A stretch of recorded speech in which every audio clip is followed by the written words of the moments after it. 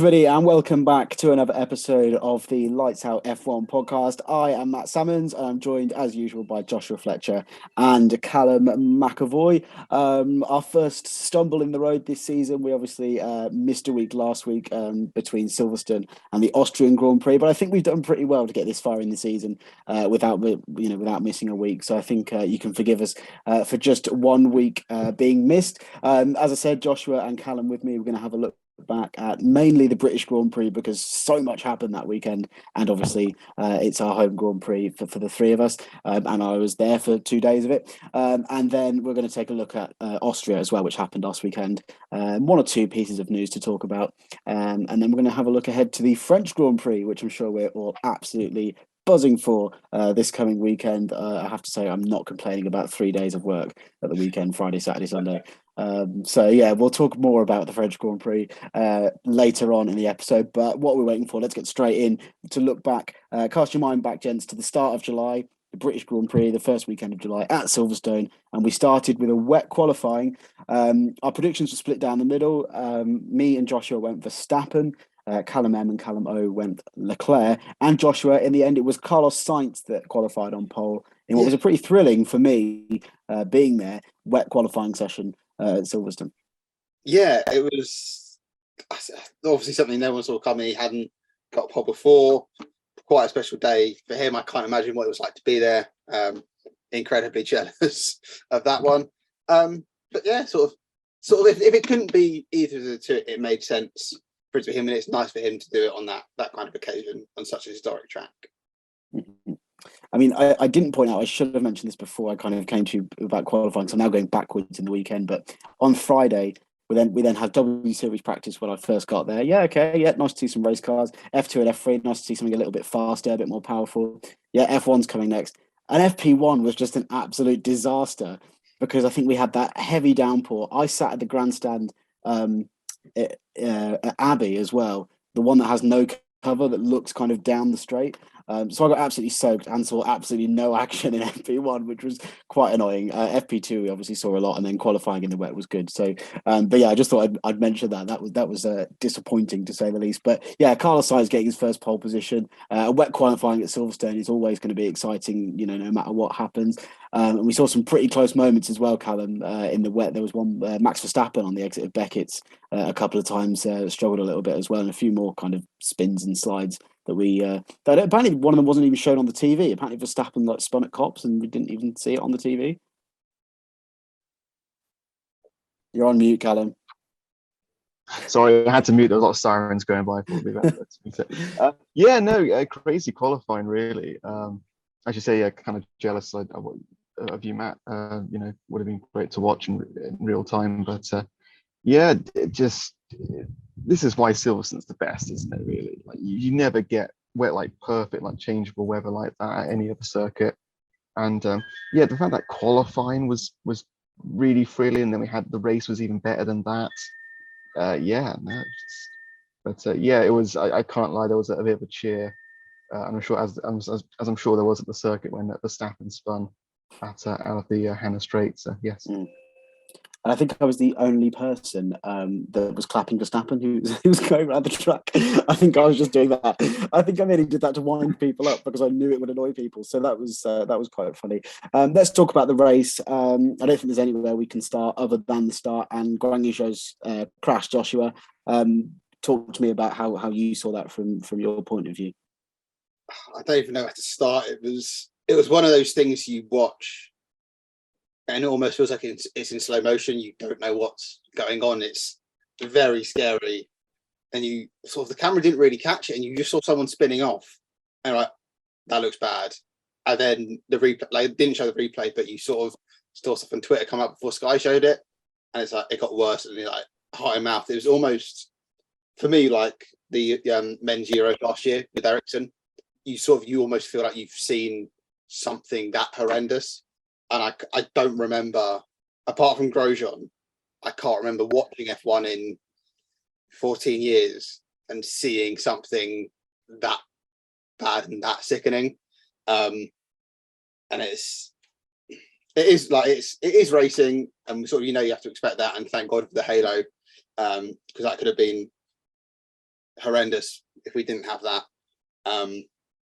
But yeah, it was a mess of a start, and a couple of people made some mistakes and went into gaps. Maybe there weren't gaps they shouldn't have done, but the main thing is everyone's okay. Is the most important thing. I think for me is I knew it was bad because I wasn't there on the Sunday. That's when I flew out to Cyprus, and I was sat in Birmingham Airport, put the F1 on, thought, okay, we were delayed, so me and my dad thought we'd watch it, on the phone or whatever. We turned it on, I think probably like 3:30, which would have been a little way into the race normally. Red flag, nothing was kind of happening. It all looked very serious. I hadn't seen anything, I don't think, until I landed in Cyprus at kind of 2:00 in the morning or whatever it was. So that was for me when I knew it was serious. And obviously I saw it back and was just horrified by it. I mean, Callum, can we even start discussing what kind of went wrong and who should have kind of moved where to avoid that? It was just a racing incident, really. I think if you watch it back, you can probably say as Pierre Gasly kind of starts it because he kind of hits Russell, who in turn hits Zhao. But it's just one of those things. It's just because of what happened in qualifying, all the cars are not in their conventional order. Some are going faster than others, and in the end, things just get a bit too close. It's one of those things that happens. Although it is concerning, I think in the last few years we are seeing more and more cars flipping upside down and just going into the barriers with no control whatsoever. And maybe that's just the effect of these new cars and all that. But yeah, pretty terrifying. And it was interesting. I was working that day, and obviously we weren't shown any, as Josh said, we weren't shown any replays of the crash until about 40 minutes after it happened or so, which is obviously fair enough, obviously, until Zhao was okay. But I had to sort of break the story on the Metro site, and I was being sent photos from the incident about 20 minutes before any replays were shown, so I knew how bad it was. And the famous shots of his car upside down with all the sparks around it, and one of my colleagues I was chatting to was like, nope, never getting in a car again, like just literally terrified of it. So yeah, you can't put any blame. I don't think any blame was attributed to anyone in the end, and rightly so. But yeah, one of those things you wish to never to see. I mean, you said barriers there, but it was even worse than that. He kind of, he went over the tyre barriers and into the, the crash fence. And also, thank God that there were no stewards stood at the bottom of the grandstand, or any, that grandstand was obviously raised up, well away from the fence, so that injuries can be avoided there. Joshua, the other thing I want to mention on this is we also saw George Russell kind of being the good guy in this situation. I think he stopped on the inside of the farm curve, got out of the car and ran straight over to see what was happening and to try and help where he could. What did you make of that? And also, do you think it was a little bit harsh that he wasn't allowed to restart the race?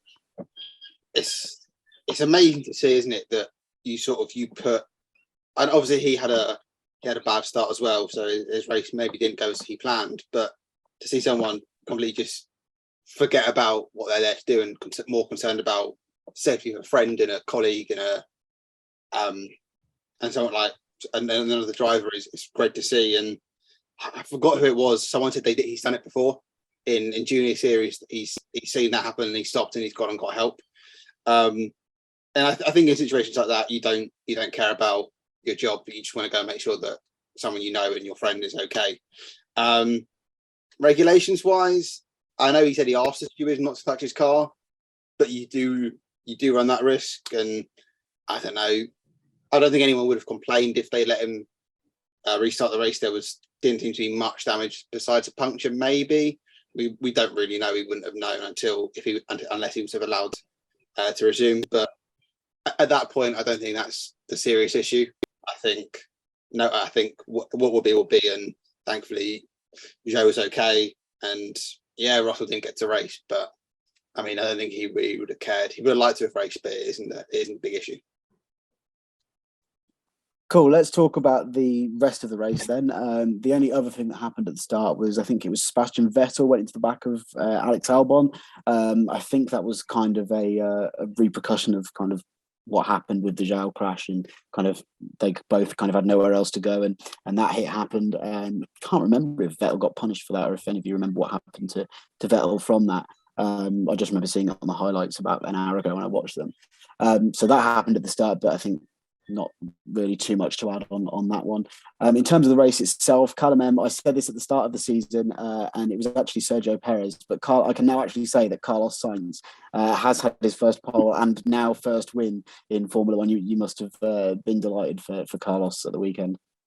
I think everyone was. I think anyone has got a bad word to say against him. He's had just some abysmal luck this year, including at the other race we're going to talk about today. And it was nice that he finally got his race win. He fully deserved it. Yeah, it was quite a funny one, obviously, with Ferrari telling him, no, protect Charles at the restart, at the safety car restart. And he was like, now, screw that, I'm going to go for this, and turned out to be the correct call in the end, obviously. But yeah, fully deserved. Drove a blinder that weekend, really. It wasn't actually that quick in the initial part of the race, to be fair. I think there was the whole thing about he was holding up Leclerc, and Leclerc wanted to get past, but he was quick when it counted, basically, and that's all that matters in the end. It's a shame, really. I think he's not more in this championship battle. I think he absolutely would be, but he's had about 3 or 4 DNFs now, and that's just killed his season already. But no, I get that he's got his first win, and I'm sure it's the first of many to come. Can you also tell us, Callum, how on earth you predicted that as well? Well, it's I think it was my wild prediction was that there was going to be a crash between either Perez and Leclerc or Verstappen, and while that didn't happen, I did kind of think that obviously I thought if that does happen, Carlos is the most likely beneficiary of it. And in the end, you think about Verstappen's car having a sort of breakdown that kind of cost him the win. Ferrari not really getting Leclerc's strategy correct, that cost him the win. And then Perez, didn't he crash out in qualifying or something? Or he had a problem at the start and that dropped him down. So something did go wrong for all those 3 drivers, and Carlos was there to benefit from it. So, but apart from that, I am just a genius at this predictions game, as we know. Exactly. Wait till you see what the table looks like after Austria. Oh my word! Running away with it is a little bit of a. I'm playing it down by saying that. Joshua, I'm sure you'll be delighted to talk about the fact that Max Verstappen had a pretty terrible weekend in Silverstone. Bodywork damage, which wasn't critical. I think it was a piece of maybe it was an AlphaTauri front wing that was found in his rear suspension or something in the end that kind of slowed him down and ruined his race in the end. I'm sure you were delighted to see that. No, I was not delighted. Obviously, you have your preferred drivers, obviously, but it's never fun to see someone doing badly, and especially with this season, Hamilton not in there, hasn't been there, trying. Mercedes sort of look like they're improving, but substantially, you're not going to have Lewis or Merck win anything this season. So there's less of that rivalry and there's sort of that competitiveness. But I don't know, sort of. Yeah, you have preferred drivers, and if Max doesn't win, it's a better result for me. But it's still a bit miserable to wish bad things upon other drivers. So yeah, not delighted, but if it meant someone else won, so be it. And you must have loved that safety car restart, and we've got to talk about it. You must have loved it. I think it was Leclerc and Perez were scrapping away through the Vale chicane, and then through goes Hamilton, as Crofty said, through Club Corner to take that place. Obviously, he lost them both again. But what a battle that was after the restart, Josh. Yeah, it was incredible. You sort of even watching on the telly, just cheering because it's just so exciting, so dramatic. And yeah, he didn't manage to stay in second, and it was an incredible manoeuvre to get there. But the pace on the exit, I mean, you'd always get beaten by those 2 drivers this season. So he got a bit of driving. I think it still shows he's still got it. I think it shows he can still do it for another 2 or 3 years, maybe more, however long he wants to do it. He's still got that drive, that hunger, and the skill. And they've not got it right this year. Maybe sort of, we don't know why. Maybe the sort of pressure of last season, that intensity. I'm sure Mercedes will be back stronger next season, towards the latter half of this season. Maybe not win anything this year. Maybe get a few more podiums, maybe a race win or 2. But I'm sure they'll be back next season and giving Hamilton and Russell a car to compete. But yeah, it was a very impressive move, even if it didn't stick for Lewis. And then Callum, 5 or 6 corners later, down at Brooklands, that battle then became Leclerc versus Perez versus Hamilton versus Alonso versus Norris. It was just, incredible to watch. It was just, this was undoubtedly the best Grand Prix of the season. Contrary to what F1's official Twitter poll says, which for some reason, I guess a lot of the Verstappen fanboys jumped on it to vote Saudi Arabia as the best race so far. What? What? the last 2 laps of it, maybe? Well, that's, yeah, I don't know. I have to assume it was Verstappen fanboys because it was the only one that it was the only nominated race that Verstappen had won. Like, I didn't vote only in that poll, just to say. Yeah, right. No, joking. No, it was a great. This is why Silverstone's the best circuit on the calendar. It's just non-stop action all the way through, and it's not like other circuits where there's like one part which is really action-packed and the rest of it is kind of conventional. There's an overtaking opportunity at every corner of that circuit, and I mean, we might lose Spa the next season on the calendar. If we ever lose Silverstone, it's going to be a travesty. Might have to stop watching F1 if that happens, but hopefully it won't happen. I mean, it came close a few years ago, didn't it? I think the contract was just about signed in time to get it on. I'm still pretty gutted that the WEC don't come to Silverstone every year. You used to, go there, every so often. It's obviously cheap to get in. I think I remember spending a Friday in the paddock there. Obviously far less people there, but it was a shame to lose that off the Silverstone calendar, and it would be a shame to lose Silverstone off the F1 calendar. And F1 off the Silverstone calendar works both ways. But they've still got Formula Student the weekend after the British Grand Prix, like they did this year. So I'm sure that's all fine for Silverstone. And then, Joshua, we got a battle through Cops, which actually no crash happened. Unlike last year, Leclerc versus Hamilton, Leclerc making it stick through there.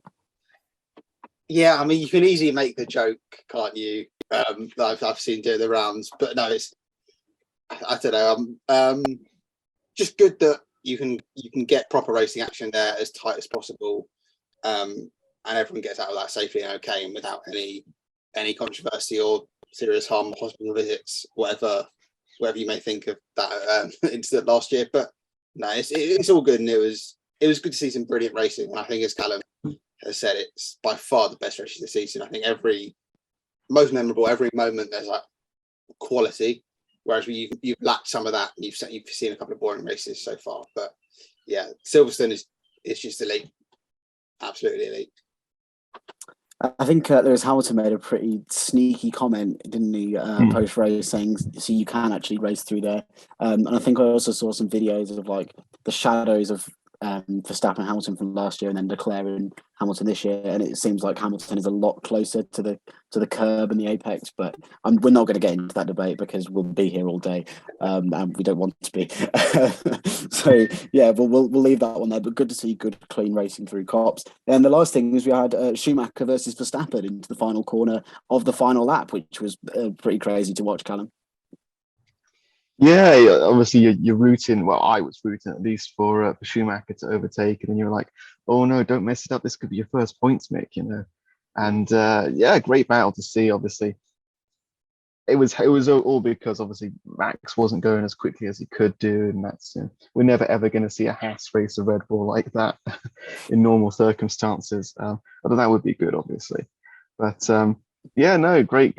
Just great racing everywhere on the circuit. We probably missed about like 5 or 6 good battles like down the order just because of how good it was at the front. So, yeah, and fantastic that Mick got his first points. A double points finish in both Silverstone and in Austria. For Haas, I think the Haas Twitter account put out something like, "We've waited 3 years to post this, but double points finish." And then it happened again in Austria, and they're like, "Oh, this is just the norm now." So, but yeah, again, really good to see. Although we are pretty much there at the end of the race for Silverstone, there's still a lot to talk about in terms of our wild predictions. Callum, not so much for you. You obviously predicted that crash between either two of Leclerc, Perez, and Verstappen. That, unfortunately for you, didn't happen.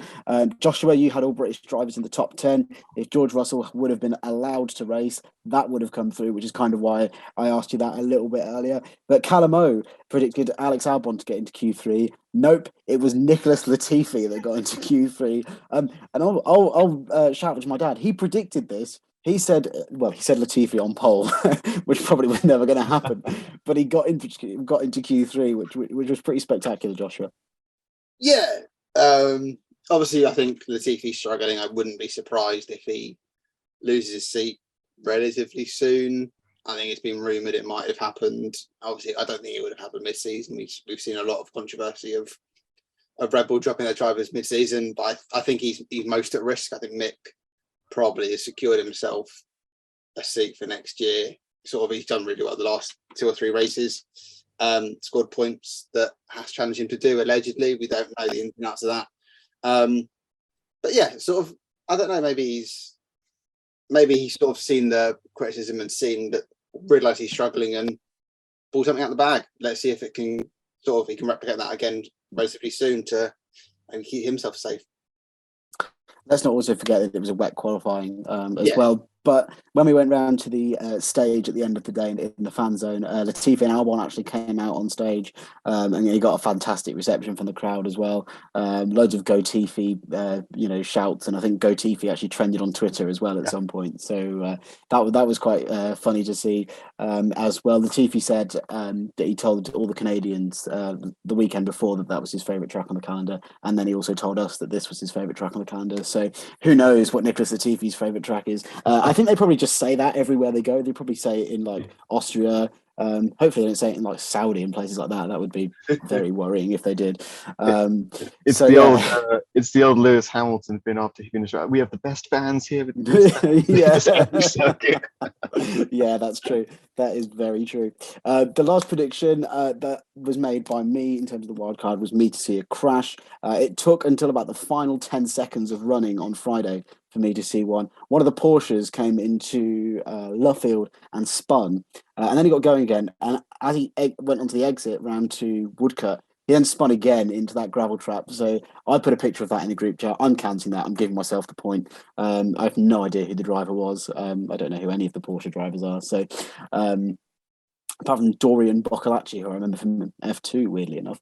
But yeah, so thank you to whoever that Porsche driver was that spun in the practice session. You made my weekend and got me a point in the predictions table, which I would be much further down in if that didn't happen. So the predictions table after Silverstone, Callum, you are top on 15 points. Joshua, you're second on 12. And then me and Callum Owen are separated by a point at the bottom. Callum Owen is on 10 and I'm on 9. So that's everything for Silverstone. Let's move on to last weekend, which was the Austrian Grand Prix, a sprint weekend, which we were all delighted about, I'm sure, but a pretty good track, I would say, Austria, to have a sprint on in terms of overtaking opportunities, but we'll talk about our thoughts on that in just a minute. But in terms of qualifying, it's finally happened. I've got my first, well, it's not pole position on a sprint weekend, is it? Fastest in qualifying. I predicted who won qualifying basically for the first time this season. It was Max Verstappen. Got that spot on. I don't think there's much to talk about in terms of qualifying, apart from Joshua, Lewis Hamilton's little shunt, shall we say, into the wall. Yeah. Well, I don't know what happened to the Mercs that day. Sort of, they both ended up sliding off the track, and I know George sort of ended up a bit higher up because it happened later in the session. But I don't know. You'd had some success in those recent races, and I don't know what happened.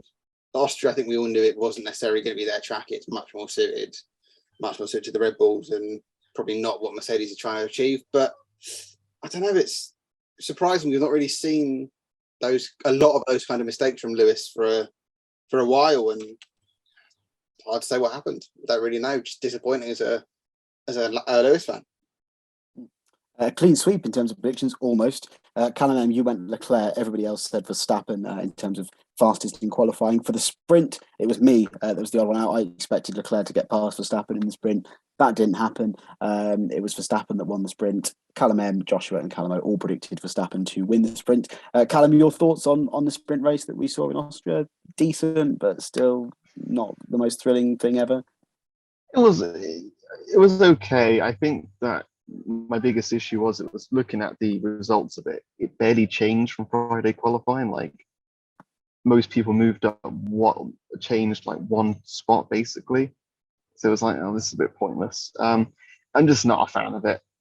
I reckon it's better when you're actually there at the circuit because you get more to watch throughout the weekend because otherwise Friday is a bit dull. But yeah, it just doesn't work for me. I don't like how it decides the grid Sunday.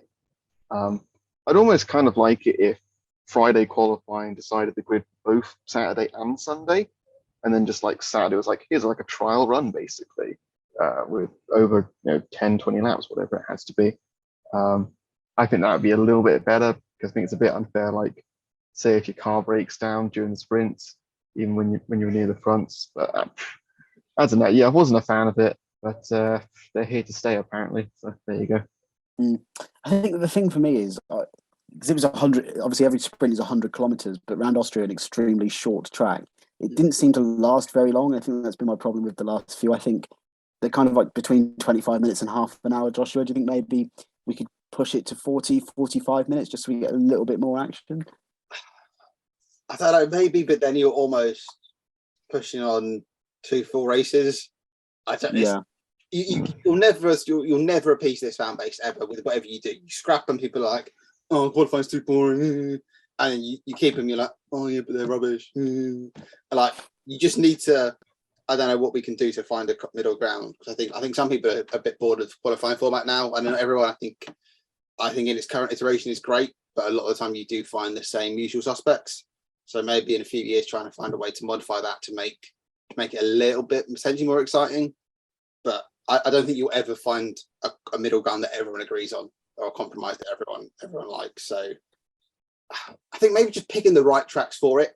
I think by doing it by having it for 2 seasons now, and it's never really worked anywhere apart from Silverstone. Maybe I think some of the tracks they picked for it just haven't been racing tracks, and they put 2 races on that weekend.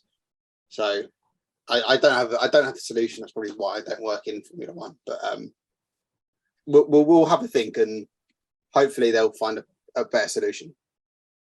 As long as we don't go back to that awful qualifying format they tried a few years ago, where didn't each driver in the bottom 5 had like a timer next to them before they got knocked out or something like that. Yeah, as long as we don't try that again, I think we'll be okay. I'm quite happy with how qualifying is. I do quite like watching it on a Saturday afternoon and seeing the proper speed of the cars and all that kind of stuff. The other thing, Callum, that we saw was a very angry Mick Schumacher at the end of the sprint as well. Yeah, I mentioned this kind of before we started recording. I think it was just the fact that he had the exact same facial expression as his dad. And obviously he does look a lot like his dad anyway, but this was uncanny valley levels of it's the exact same kind of just, I'm angry.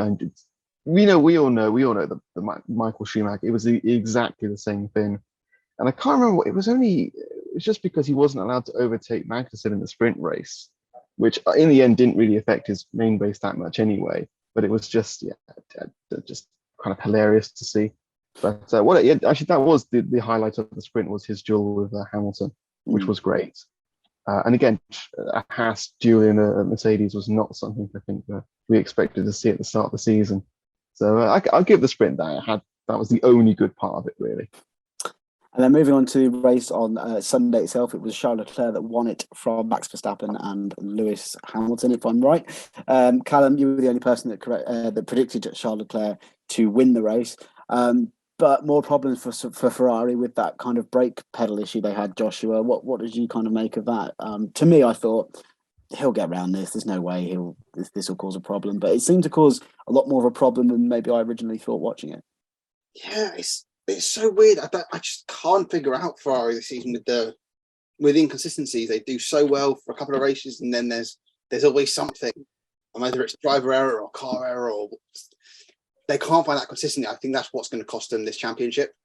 They just can't find the consistency.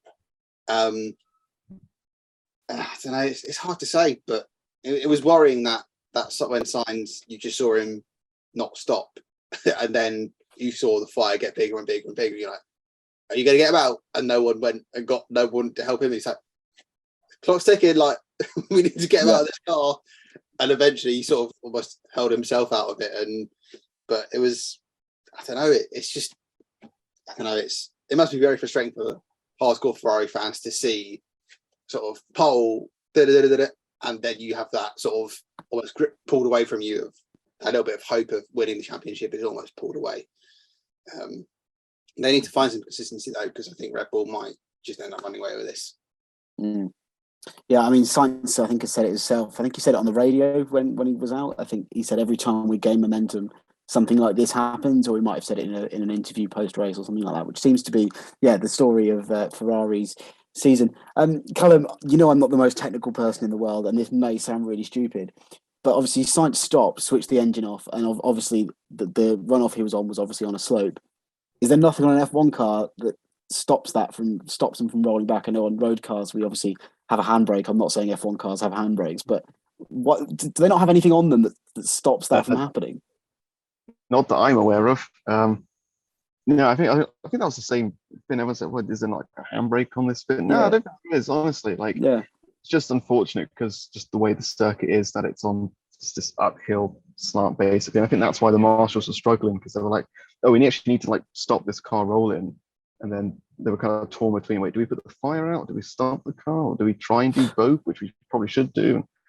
Yeah, a bit calamitous, but I'd argue maybe he didn't do it because there was a fire, but there was a huge like gap, obviously, where they would eventually move the car. And like I always wonder when I'm watching, when the cars break down, why don't they just like drive through that gap? Why do they stop like just short of it to bring out the safety car? Like, why can't they just drive through? On this circumstance, you can understand why, because there was a huge fire. You don't want to bring that into where all the marshals are, basically. But it just looked very calamitous, didn't it, all around? Well, it's a good point you make there about the kind of where drivers are stopping, because there was a number of times at Silverstone, and I think it happens everywhere we seem to go now. But a red flag used to be, to me, from what I remember, used to be a really rare occurrence. Now it seems like we're using red flags for absolutely everything. Why is this kind of coming? Are we just trying to be extra safe? Yeah, I guess so. I think,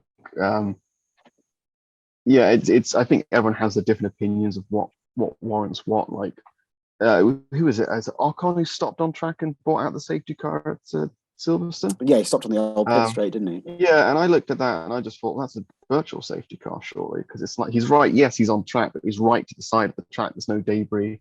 All it's going to take is just a few marshals just to push that literally to the old pit entrance, then wheel it back in there. That's not going to take more than a few minutes and a few marshals to do, and as long as everyone stays to the other side of the track and slows down enough, that should be fine for a virtual. But for some reason, it was like, nah, full safety car. And this one was a virtual for Sainz, which I think was the correct call. But yeah, there was an obsession, or there still is, with bringing out the red flag. Maybe because it makes it more entertaining. I don't know. Is that the old Michael Massey approach to fins, which is maybe carried over? Speaking of which, he's now left the FIA. That was the news that came out last week. I shouldn't be rude to Michael Massey. He seems like a lovely guy, apart from the mistakes that he clearly made. That's not very sincere, is it? That's one way of putting it. Cut away quickly. Yeah, I think the other one for me was in one of the F2 sessions at Silverstone, where the guy went off at Woodcote. I can't remember who it was.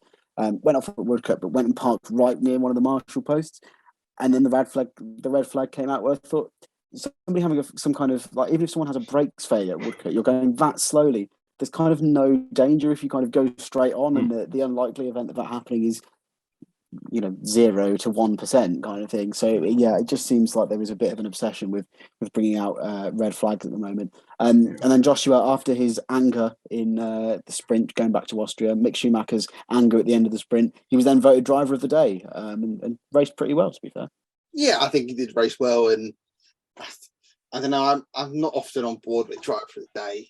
I think it's a lot of the time it's sort of favourite driver or sort of Twitter campaigns or whatever it is, and I don't know, but good for him. I don't think it doesn't really give him anything, unless maybe a bit of confidence boost. He doesn't get anything from it, but he's almost finding that consistency now, and he sort of, it's good. And I think everyone would be it'd be a shame to see him drop out, because you can see the potential. I might be wrong. I think I've seen claims that he's being touted for a big move relatively soon if he keeps his seat. I'm probably making this up, but in a few years, once he's got that bit more experience, that he could move on to a sort of bigger team than Haas, shall we say, a more competitive team. And I don't think anyone could sort of say he doesn't deserve it if he keeps up this form and continues to improve. But yeah, good for him, and I hope he has a strong end to the season. I mean, I remember saying a few weeks ago that we need to have a little bit of a conversation about Mick Schumacher at some point, and I've kind of been putting it off, and now he's kind of starting to hit a bit of form. So maybe he's one of our 3 viewers. Who knows? So Mick, if you're watching, you're welcome. Let's move on from that in terms of what happened towards the start of the race on the first lap. If you cast your mind back to them, and Callum, I probably shouldn't come to you for this because it is about Sergio Perez, but I will. George Russell and Sergio Perez had a little collision at turn 4, which we seem to be seeing every year at Austria. I think Russell ended up with a penalty, which kind of ruined his race a little bit. What did you make of that? I actually didn't think it was anything more than a racing incident. I thought it was a bit harsh on George, to be honest, but yeah, I can see why, because there have been similar incidents in the past where they've given 5-second penalties, and we're all trying to ask for more consistency here, and I guess that's what we got. Again, it was accidental. It wasn't intentional. It wasn't like the Gasly on Vettel one later in the race where he just ploughed into the side of him. I'm not sure if anyone saw that. Oh, yeah. About that. This was a lot more accidental than that, but yeah, it's just blooming typical, isn't it? Why can't Max get shunted by some? Why it's always Sergio? In the same way, like it's always Sainz, not Leclerc. Max is too fast to be in that position. Yeah, probably. Don't know. Although, in fairness, Max, did have that bad luck in Silverstone, so maybe it's evened out a little bit. I don't know, but it's as soon as Sergio wins in Monaco, and I was like, oh, potential title challenger. It's all just like gone downhill from there. A pretty bad week for us in terms of our world predictions. I said both races would be fully green. That didn't happen. We obviously had the virtual safety car for Sainz. Callum M, you predicted a Mercedes DNF, which also didn't happen. Joshua, you predicted a red flag, which also didn't happen. Callum O was the only one that got a wild point this season. I've noted down here that he said K-Mag top 6. I can't remember if that was for qualifying or the race. I think it was for qualifying, but I've written that he was sick. So I've seen Kevin Magnussen was in sick at some point over the weekend. So yeah, he gets that point. I think it was for the actual qualifying session that happened on the Friday, which leaves a predictions table with Callum M sitting there with his sunglasses on, loving life, and he's loving life at the top of the predictions league. He's top with 18 points now. Joshua, you've got 15 in second. I've got some work to do. Callum O has 13. I'm 3 behind on 10. So I need to sort myself out here, really. I keep trying to make alternative predictions to catch up and need to stop doing that. The last thing I want to talk about, which I didn't mention beforehand, so sorry to throw this at you, but it shouldn't be too difficult, is drivers being booed, and particularly Lewis Hamilton and Max Verstappen. At Silverstone all weekend, Max Verstappen was booed pretty much every time he came around the track, and nobody really said anything about it. Lewis Hamilton obviously crashed in Austria in front of the Max Verstappen grandstand, and a massive cheer went up as if it was like a 90th minute winner at a football match, and everybody was absolutely furious about it. I put a tweet out saying everybody that booed Verstappen last weekend will be the ones that are annoyed at Verstappen fans cheering Hamilton crashing. Joshua, as you're kind of a Hamilton fan on the side of this, let's come to you first. What do you make of booing drivers?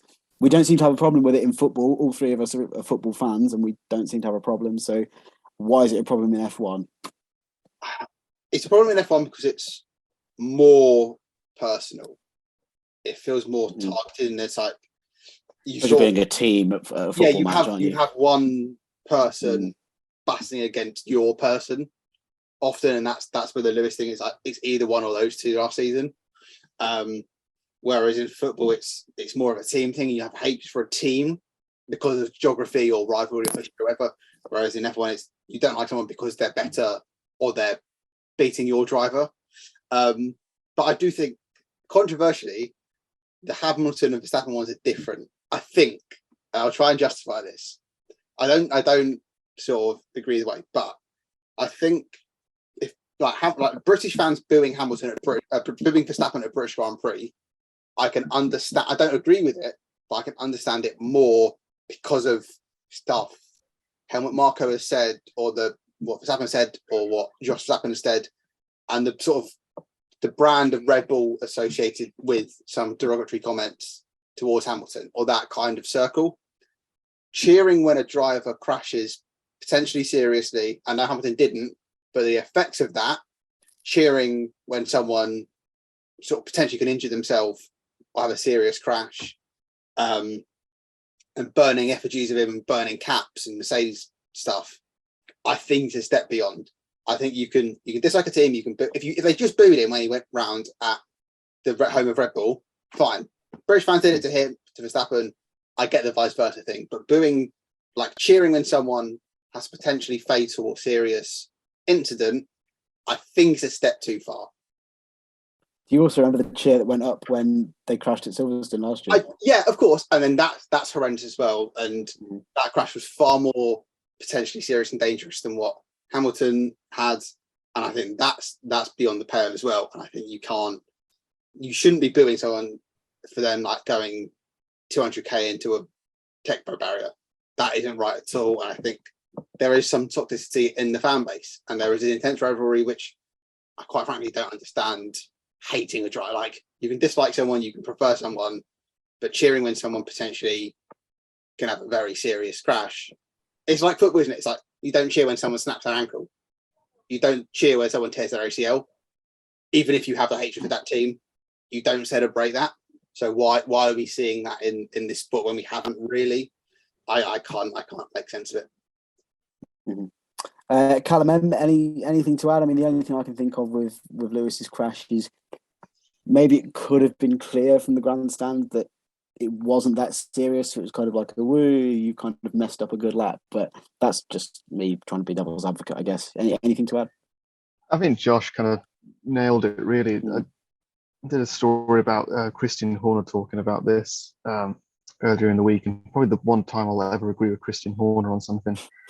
He said this is he says this is with any sport, and the more popular you get it, the worse it gets. You're always going to have heroes and villains at every circuit, basically. We went to Silverstone and Max was the villain. We went to Austria and Lewis was the villain, kind of thing. But he said, you've got to have respect for the driver, especially when there has been a crash, and again, it could be very serious and you don't know, and you shouldn't never cheer these kind of things. I don't think it helps with what happened with Max at Silverstone, because not only of what happened last year, but also because of what a certain member of his entourage said in the build-up to the Grand Prix, as I'm sure we all know. And I think that probably played a part in it as well. And even though, again, Max's comments about that didn't really help matters either, to be perfectly honest. So I can understand it, don't agree with it, but I can understand why that happened. It doesn't also help that at Austria, apart from the cheering of Hamilton when he crashed, there was also, I'm sure you heard about this, a lot of reports of racism and homophobia and misogyny from fans at the circuit itself. And I don't think it was exclusively to members of the Orange Army, who of course are Max fans, but it doesn't help that all you practically saw that weekend was the Orange Army throwing flares around the circuit, which again is a whole nother thing that we shouldn't be having. So it doesn't help. That doesn't help the situation at all either. The best thing that can happen now is that both Lewis and Max come out and say, guys, please don't do it. And they both need to say it together, kind of thing, because they've kind of individually said it. I know Lewis said, I'm not really happy with fans booing Max, and Max said the exact same about the Austria fans, but they kind of both need to come out and say, guys, look, we appreciate your support, but I'd rather you cheer me rather than booing the other guy, basically. But I think Josh pretty much said everything else that needs to be said. Oh yeah, I think I pretty much agree with it. I think the next thing is I probably would go into that flare discussion if we had more time, but I'm aware that time is ticking and we've still got quite a bit to talk about. So I think we'll save that for another day, and I think we can probably all agree that flares aren't something we want to see at Formula One circuits. Let's move on then to the news. I think that's pretty much everything to cover in terms of Silverstone and Austria, unless anyone has anything to add, say now. But yeah, let's go into the news. Bit of speculation about Daniel Ricciardo's future, Joshua, and the fact that Colton Herta from IndyCar could possibly be replacing him at some point. Yeah, I think McLaren signed him, haven't they? They've signed him to represent their team in a different motorsport series, and therefore the rumours always go that if you're signing a new driver, American driver appeals to that market. That seems to be where we're going. Sort of seems to be a lot of links with American teams and manufacturers and drivers and buyers getting into the sport. The market's really taking off there. It's no real surprise that the rumours sort of come from, I will sign an American to the team, even though it's not for Formula One. Eventually, he might step up and come into the series. But yeah, strong statement from Ricciardo. Says he's committed till at least the end of 2023. I hope it's not the end of Ricciardo next year. I think the Will Buxton clip really scared some people, and I think his tone didn't necessarily help. Sort of his joking tone, although sort of a few people picked up on it. It wasn't. It sort of did come across quite flat. That he can't believe Ricciardo won't be racing next year, whereas it was more so, I cannot believe that this will happen. It does feel like it's coming towards the end, similar to Hamilton. It's how much longer do they want to do it, and if he's not going to win a title now, realistically, and McLaren haven't necessarily made that step up of where we thought they could be, and he's not going to get a seat back at Red Bull. He's not going to get a Ferrari seat, which he dreams of. He's not going to get Lewis's seat being in that same age bracket, so he's probably at his own sort of at his ground now. And for him, a competitive guy, he doesn't really want to be somewhere where he's not competing for wins regularly. So maybe we'll get another season or two out of him, but I don't know. It's a shame, but a strong statement from him, and he's put it to end hopefully all speculation, unless Zach Brown decides to pay him off in his contract now. I think at least Ricciardo wants to carry on for at least another year and a half.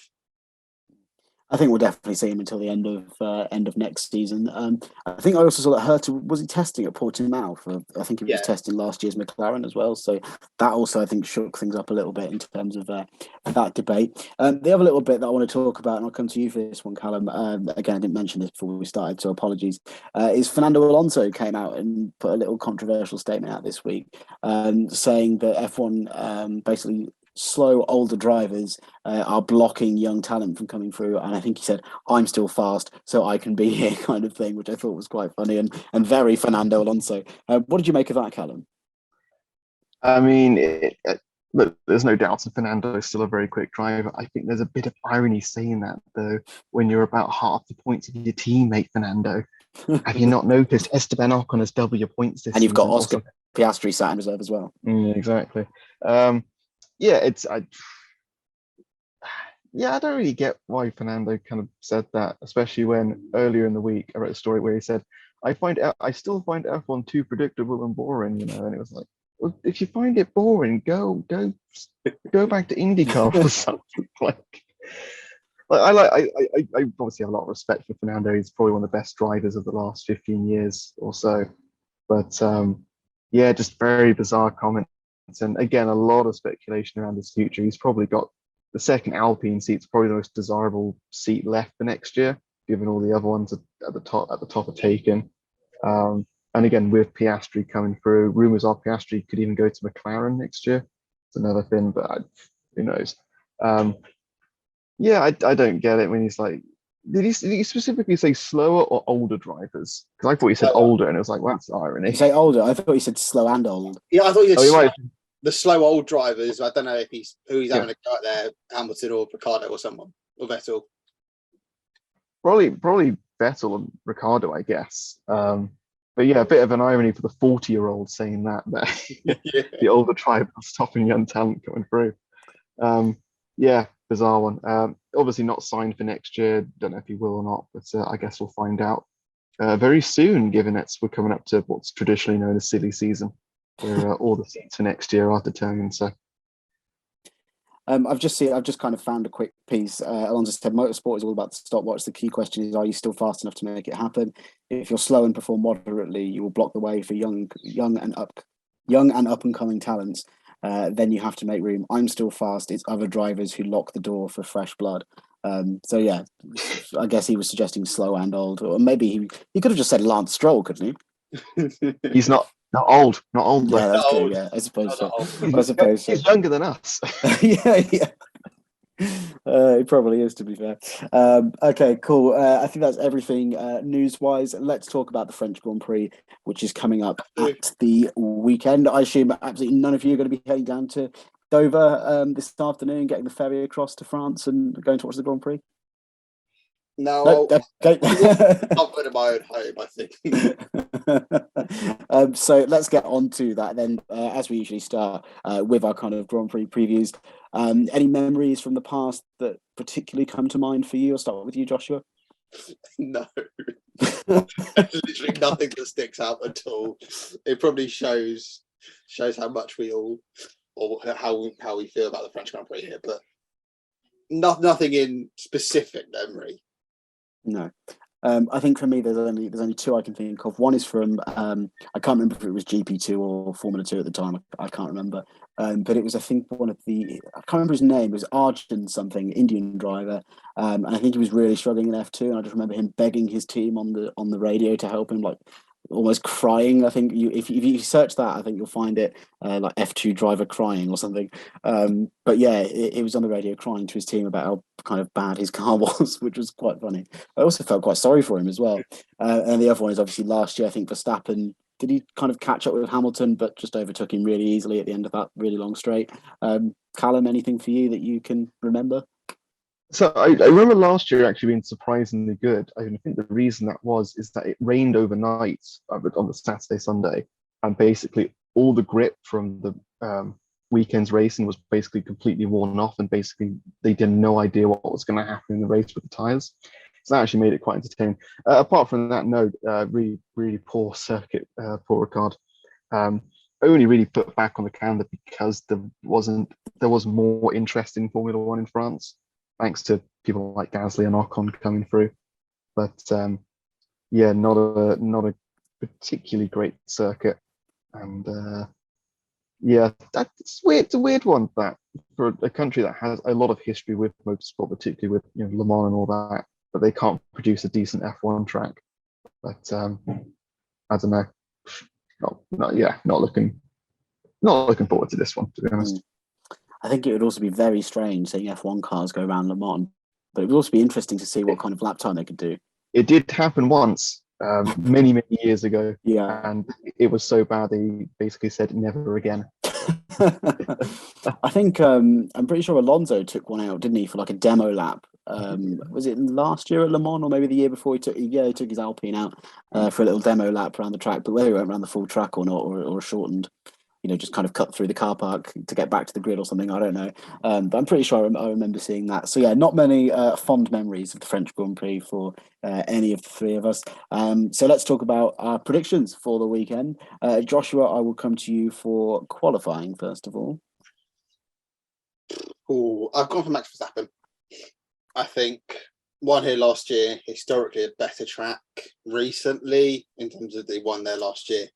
Probably suits him a bit better, and I don't know whether Ferrari are going to overcome those troubles. So yeah, Max Verstappen will take pole. Mm-hmm. I agree with you. I've gone with Max Verstappen. Callum, Owen has gone with Charles Leclerc. Callum, are you going to join him in that prediction, or are you writing yours down right now? It was already written down. I've got Max Verstappen on pole as well. That's cool. So that probably means it will be Leclerc, and Callum will probably go even further away from me at the bottom of the table. Callum, will come straight back to you. What are you expecting from the race? I've gone with Charles Leclerc to win. I've just gone the complete boring route again. Max Verstappen second. I reckon Mercedes will be pretty good this weekend. Lewis Hamilton third. Mm-hmm. I've gone with Verstappen to keep his pole position and win. Leclerc second and Sainz third. Another pretty boring one. Joshua? Max to win, Charles second, Perez third. Cool. Callum has gone with Verstappen, Leclerc, and Sainz. Oh, exactly the same as me. That's funny. So yeah, I wrote that down before I saw Callum's. By the way, Somebody also posted a picture of the French weather forecast, which I think is pretty much the weather that we're having now. Will probably be in France by the time it comes to the weekend, and captioned it. There is no way the Ferrari engines won't blow up this weekend. So maybe I should have taken that into consideration, but we will see. Callum O's wild prediction. We'll start with him. The message in the chat just says points Aston Martin. So whether that means double points or Aston Martin are going to score a point, I don't know. We'll clarify that with him, but it's something to do with Aston Martin scoring points. So we'll ask him on that one. Joshua, let's come to you for your wild prediction for the weekend. I sort of feel guilty calling it a wild prediction. I've gone for double pass points again. I don't know why. Probably with this Ferrari engine won't do well, but I don't know. It's just nice to see a team like that who've struggled really, really badly in recent years doing okay. So I'll go for double pass points again, mainly because I want to see Mick score more points. Callum, let's come straight to you. Obviously, there's no one else here. So usually when we've done these predictions in the past, if we go to I don't know, the Italian Grand Prix, we used to say, oh, Giovinazzi will score points in his home race, or when we went to Russia, oh, Mazepin will score points in his home race. I've gone the different route this time. I reckon that neither of the French drivers, that being Esteban Ocon and Pierre Gasly, will score points this weekend. Very nice. I was very close to going the other way with mine. It would have been quite funny if I had, because then one of us probably would have got the point. But I've got to. Well, I think I know which one I was going to go with.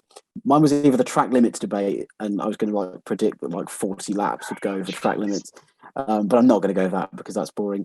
I'm going to go with Crofty to give us the stat on how many variations of the track there are during the Grand Prix at some point. I think he'll do it in that little intro after the kind of the open titles and stuff. So Crofty's going to say how many variations France has, because they say it every year.